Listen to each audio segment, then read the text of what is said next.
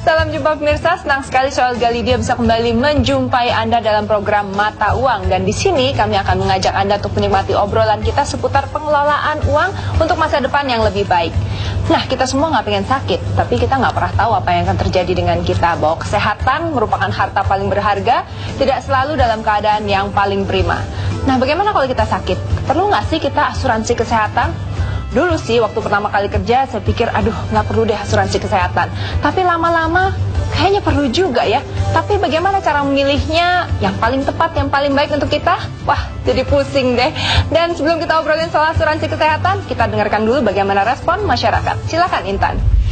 Halo pemirsa, di sini saya akan bertanya kepada masyarakat nih tentang pandangan mereka mengenai pentingnya asuransi. Yuk ikuti saya.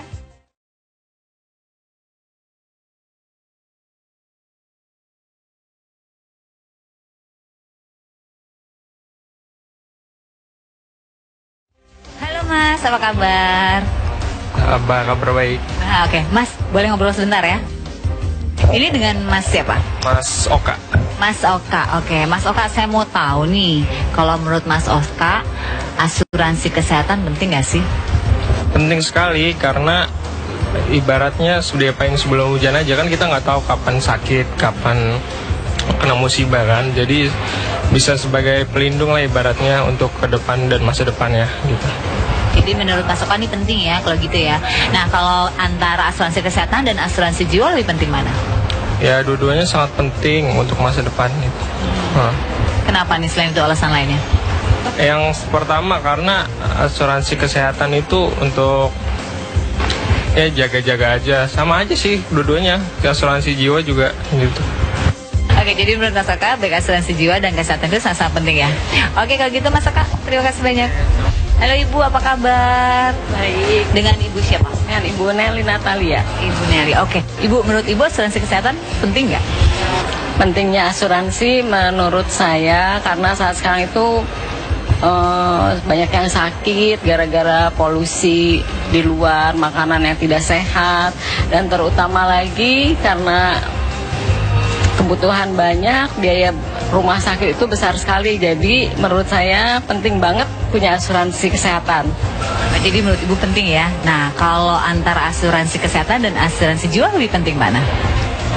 Penting asuransi kesehatan. Kenapa Bu?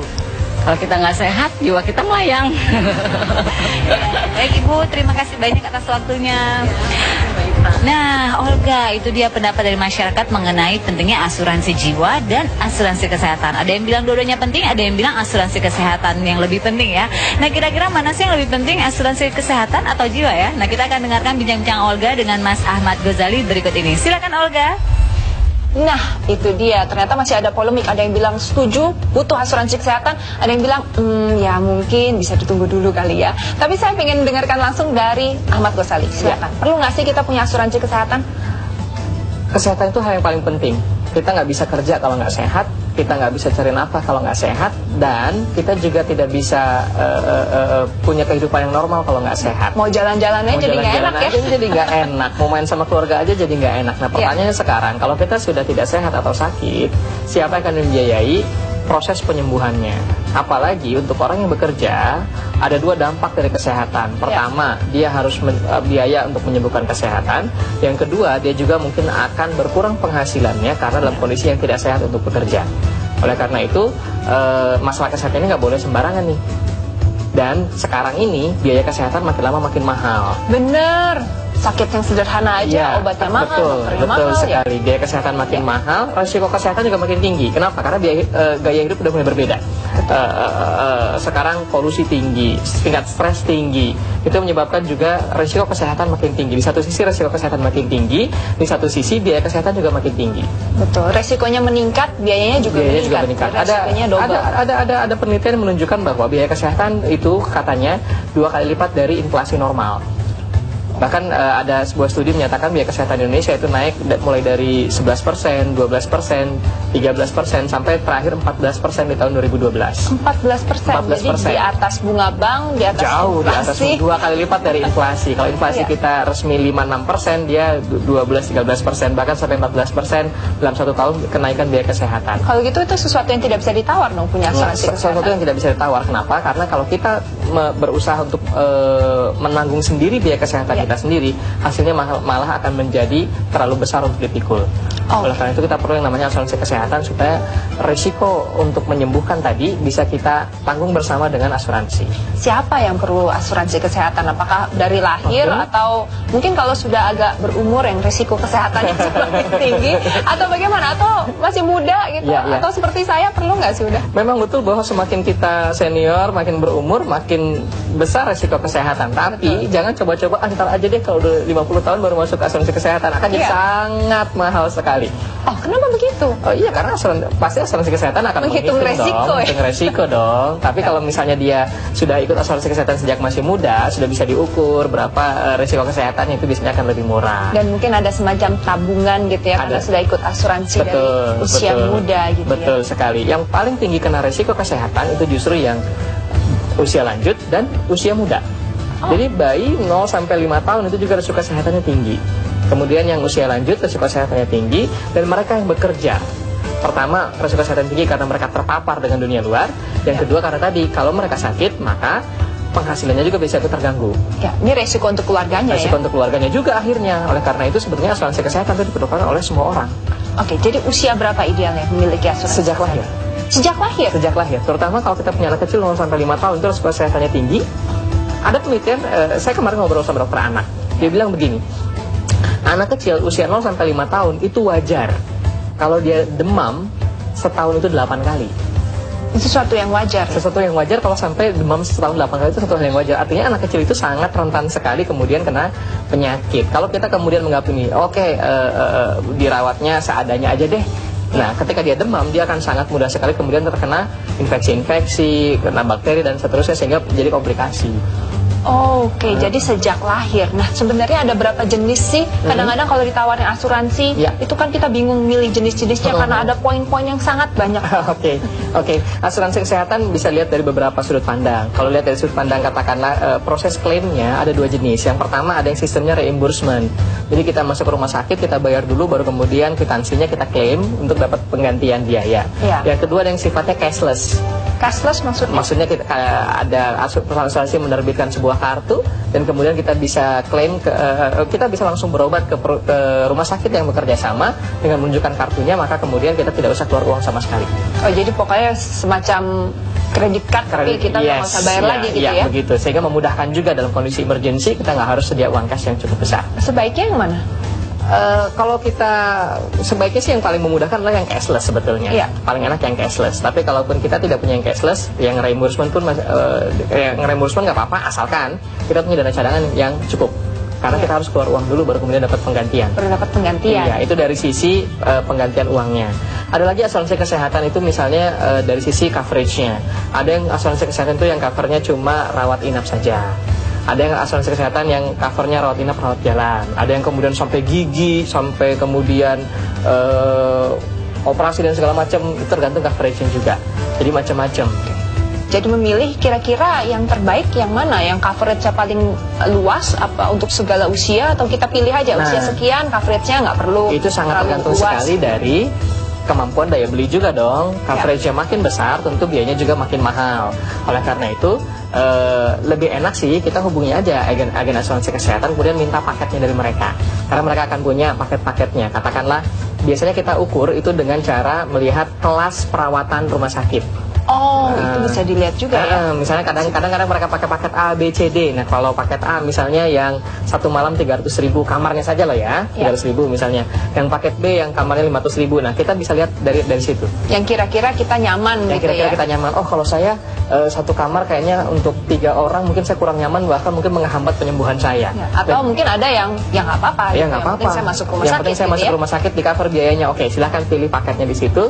Kemudian baru lihat ke bawah. Di bawah baru kita akan pahami memahami, oh ternyata ada biaya ambulans, ada biaya rawat besar, ada biaya obat dan seterusnya. Dan sebagainya. Kalau melahirkan tidak? Enggak. Melahirkan biasanya sangat tidak ditanggung oleh asuransi kesehatan. Oh, tidak ditanggung. Tidak ditanggung oleh asuransi kesehatan. Karena bukan melahirkan sakit, bukan ya? sakit, itu kejadian yang disengaja.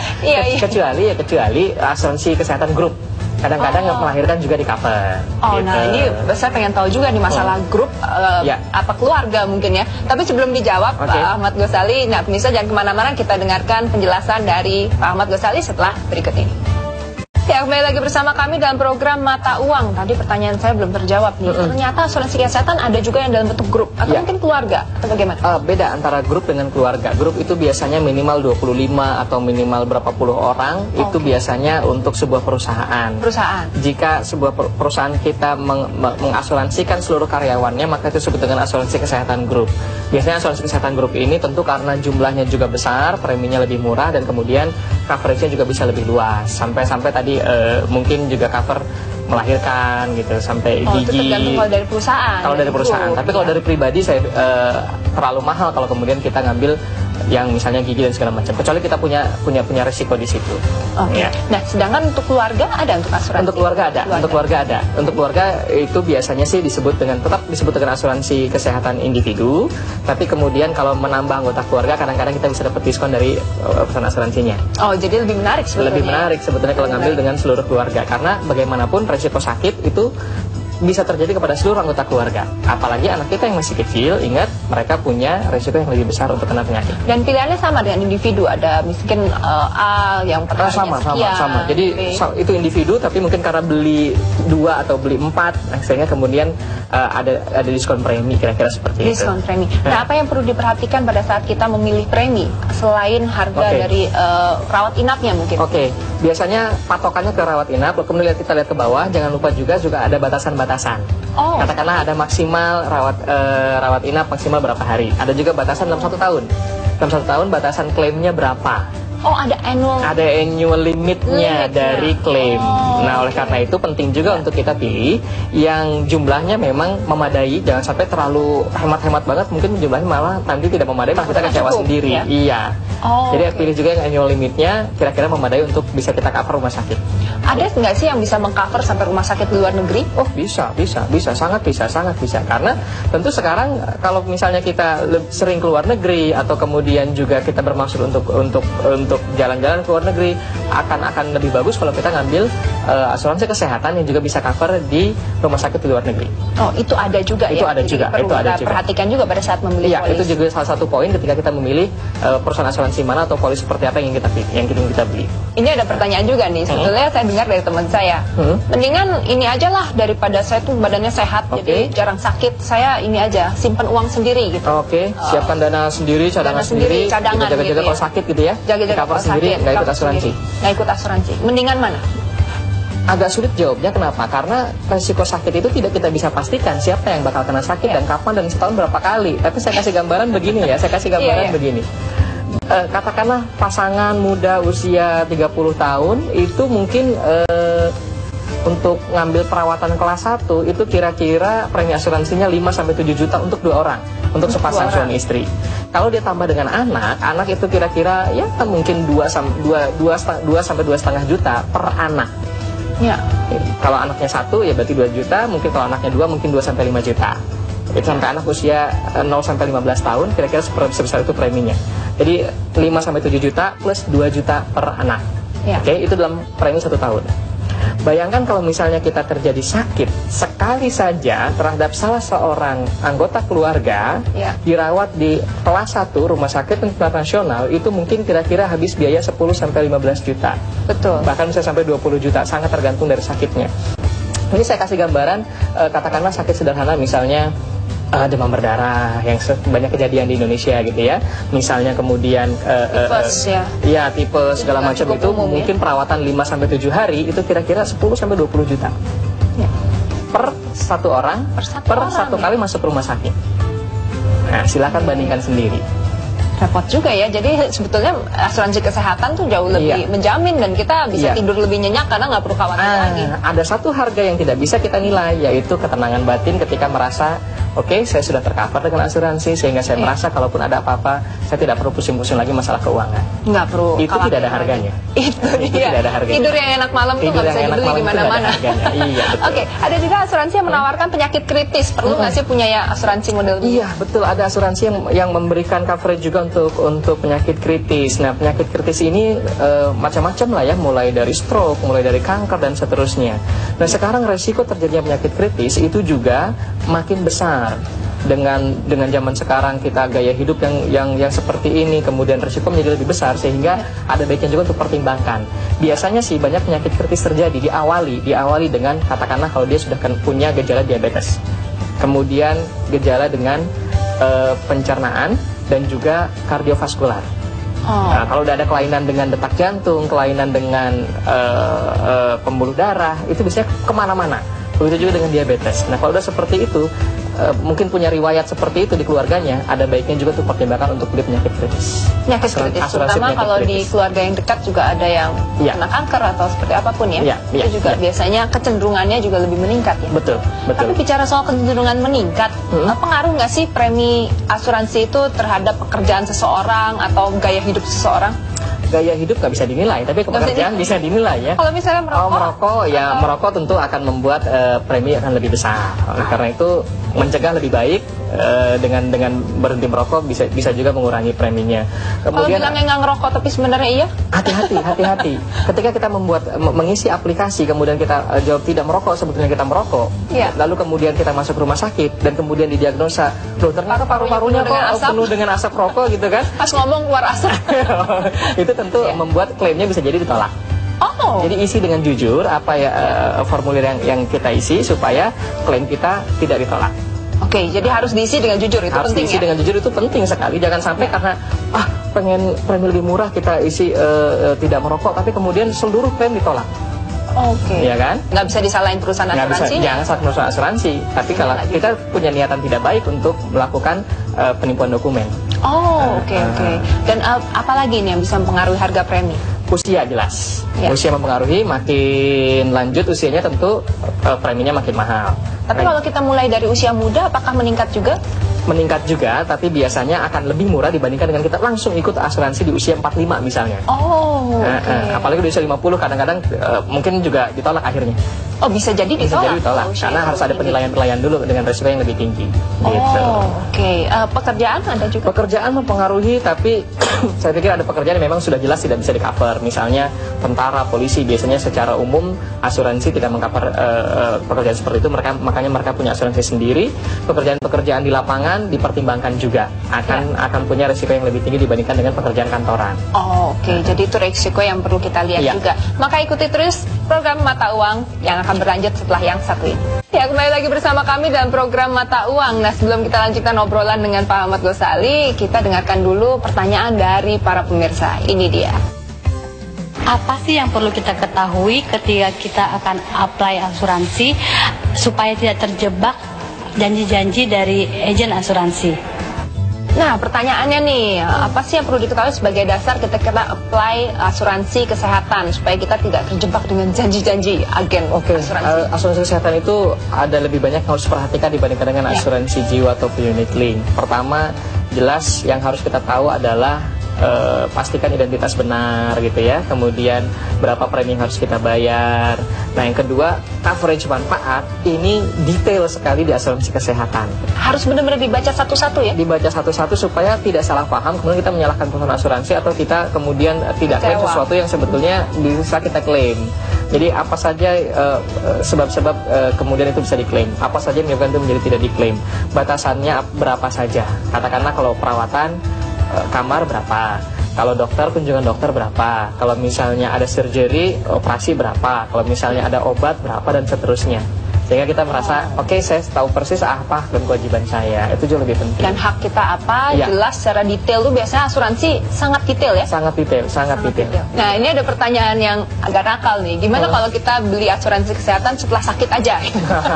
Jadi pas sakit itu langsung buru-buru beli asuransi sakit, kesehatan. baru kemudian apply asuransi kesehatan. Betul. Ya tentu itikat baiknya juga udah nggak bener lah ya.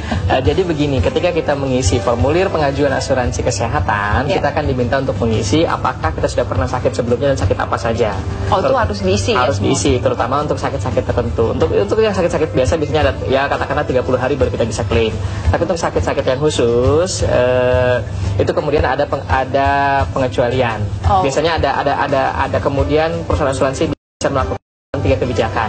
Jadi kemudian bisa diklaim tapi dengan premi yang lebih mahal. Karena memang sebelumnya udah sakit duluan kritis gitu. Dan sudah ada gitu kan, sehingga udah ketahuan pasti akan kejadian lagi nih gitu kan. Tapi tentu dinilai dulu apakah penyakitnya seberapa parah, sehingga ini menentukan seberapa besar kemudian ada ekstra preminya yang harus dibayar. Yang kedua bisa juga disuspend dulu.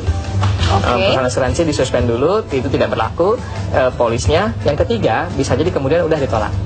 Atau ditolak, bisa terjadi. Perusahaan asuransi berhak untuk menolak, untuk mengcover kalau misalnya melihat bahwa kondisi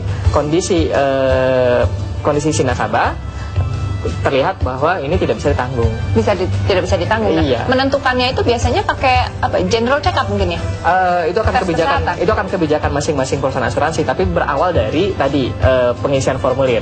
Nah, kemudian kalau general check up itu bisa jadi juga karena sebab itu, bisa juga karena kita minta UP yang tinggi. Kalau pertanggungannya tinggi. Kalau pertanggungannya tinggi, tentu resiko buat perusahaan asuransi jadi lebih tinggi, sehingga kemudian perusahaan asuransi akan minta lakukan general check up. Nah, berapa tingginya ini beda-beda, tiap perusahaan akan beda-beda. Untuk menentukan kira-kira premi yang cocok berapa gitu. Kalau kesehatannya untuk menentukan berapa batas harus general check up atau tidak. Kalau di bawah premi tertentu di bawah UP tertentu tidak perlu general check up, di atas UP tertentu perlu general check up.